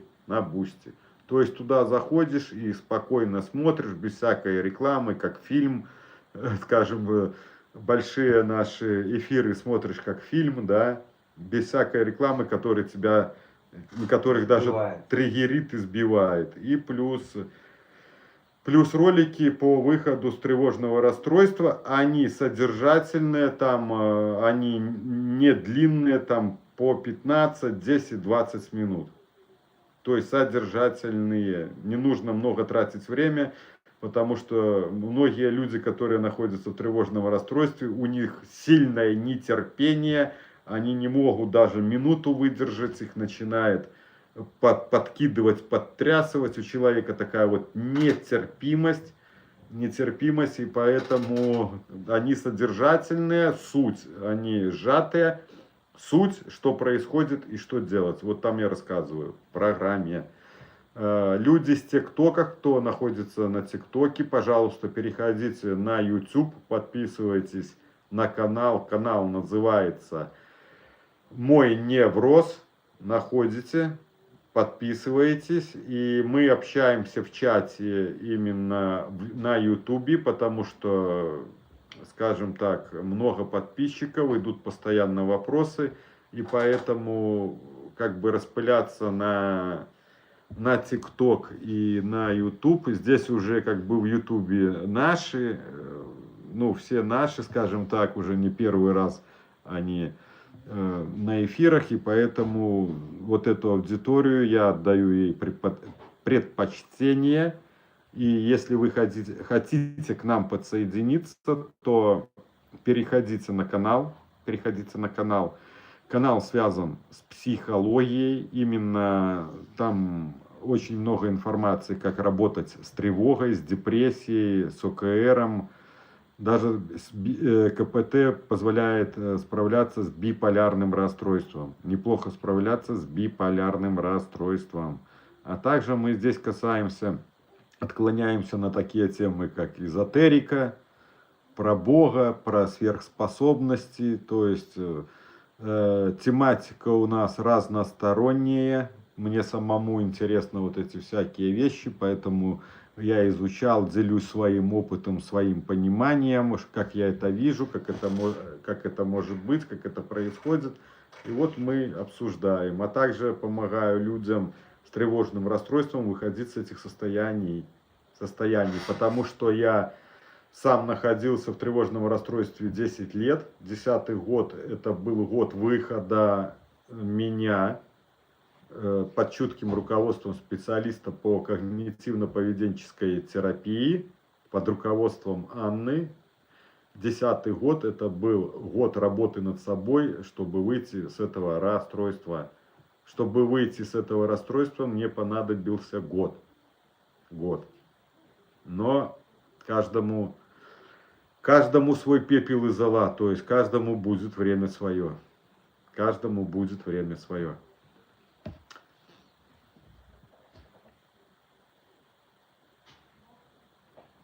Вот. Так, у вас бы повышенное, говорят, что люди. Так, ребята, кто впервые зашел на канал,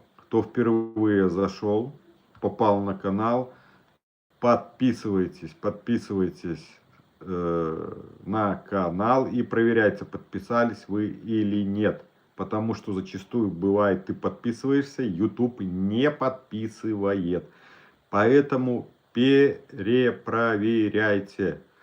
Еще, если нравится, ставьте лайки, не забывайте, потому что алгоритмы Ютуба, они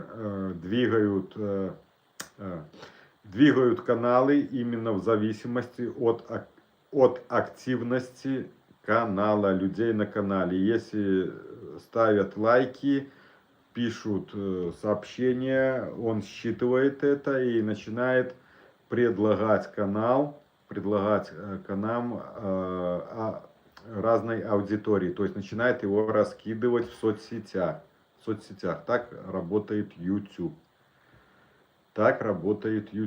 Поэтому не забывайте ставить лайки, поддерживать, ребята, девчата, поддерживать финансово, чтобы мы могли дальше продвигать это свое дело, которое мы уже, кстати, недавно к нам пришло сообщение, что исполнилось каналу 3 года,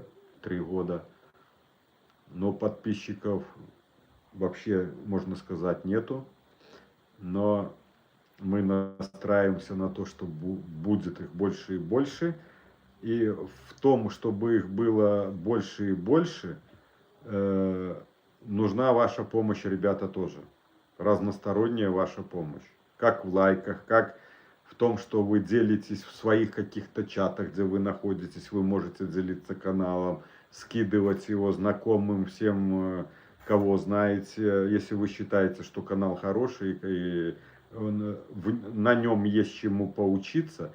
Поэтому можете делитесь каналом, потому что много людей сейчас находится в неведении, то есть они ищут помощь, но найти не могут. И то есть многие люди сейчас будут в поисках помощи, понимаете?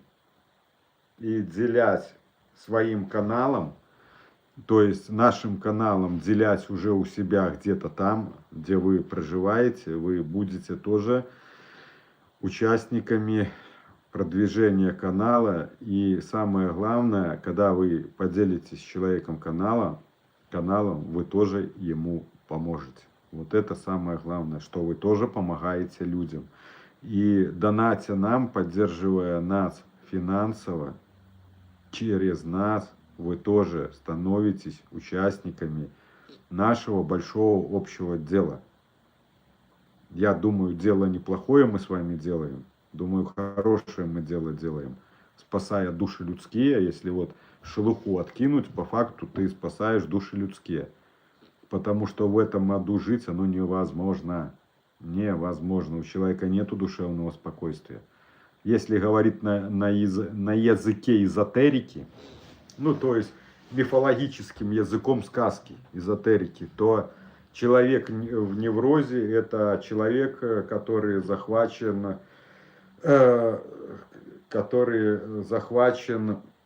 скажем так, посланниками сатаны. А мы с душ людских изгоняем, да, этого сатану, который поселился в душах людских. Вот. То есть воины сатаны и воины света. Поэтому вы относитесь к воинам света. Вот представьте, что вы воины света. Вы помогаете людям тоже и излечиться, то есть выгнать сатану с их душ через наш канал. Вот как я, как я заговорил. Вот. Наташа, благодарю. Вы вот тоже, вы как Ирина одна, вот змагаетесь. Вы тоже немножко, как бы мне неудобно, вот когда человек один, и он тянет за всех, понимаете, вот он донатит. Ну, Саша, я там вас немного поддержала. Спасибо, Наташа, спасибо. Вот. У нас сколько вот человек, наверное, за все время 5-6, вот еще Назар, вот он постоянно, он где-то, я думаю, живет. Возможно, это парень, которому я помогал с Америки, с США, да. И вот он постоянно, он уже нас не забывает, какой год. Он постоянно нам на Ютубе ложит, как-то там называется, Слава? Супер спасибо. Супер спасибо. Вот он такой, как оловянный солдатик, он месяц начинается, он все время берет супер спасибо. Ирина... Да, спасибо. Донат Ната Светлова. 379 рублей. Ирина, спасибо. вот благодарим. Вот смотрите, что я скажу. Это вот немногие люди понимают, вот вот то, что я даю, и то, в чем они... Вот, так она нам 4 доната. Подожди, Слава. Вот то, что я рассказываю, это очень, я скажу вам, дорогая информация. Очень дорогая, но мы ее отдаем бесплатно, практически бесплатно. Она очень дорогая информация. На 4 доната, потому что многие люди, они проходят кучу разных специалистов, но так они с этого состояния не выбираются. Потому что ко мне в основном попадают люди, да, обращаются ко мне, которые уже много чего прошли, и им никто не помог. Это как последний рубеж. Я скажу... Наш канал и я это как последний рубеж. И то канал это еще предпоследний рубеж, а я это уже последний рубеж. Вот Лариса с Казахстана, она боялась обратиться, потому что она чувствовала, если вот я ей не помогу, то все ей будет. Как бы все. Она боялась, как потерять последнюю надежду. Обратившись ко мне, думала, если я ей не помогу, то это будет вот как ее последняя надежда. И она вот боялась, потому что, а вдруг, если Александр не поможет, то все, у нее просто не оставалось больше вариантов, надежды никакой. То есть она боялась потерять свою последнюю надежду. Вдруг, если не поможет, то все. То есть я был ее последней надеждой, скажем так. Поэтому, ребята... Я хорошо отдаю себе отчет. Я понимаю, сколько эта информация стоит, но я ее в деньги не перевожу. У нас другие цели и задачи. Мне как-то в голову пришла песня Ларисы Пугачевой знаменитая «Не имей 100 рублей, а имей 100 друзей». Правильно? Потому что 100 друзей каждый... Потому что 100 друзей каждый даст по рублю, у тебя будет 100 рублей, да, а еще 100 друзей. 100 друзей. Самое важное это люди, это знакомство, это связи, это самое главное в жизни. Потому что в случае чего, если у тебя много друзей, знакомых, то большой шанс, что тебе помогут. В тяжелую минуту тебе помогут. И вот почему наш канал, он больше такой направлен на то, чтобы вы между собой тоже начинали как-то выстраивать взаимоотношения именно с нашего канала, потому что теоретически вы будете получаться одного мышления, у вас будет примерно одинаковое мышление. Давай, работай. Так а погасло, что работает. Вот. Потому что примерно у вас будет одинаковое мышление. Ну вот я сегодня разогнался, да, вот уже пришло время. Все, Ирина, Наташа, большое вам спасибо. за ваше понимание. Самое главное, что я понимаю, что вы думаете так, как думаю я.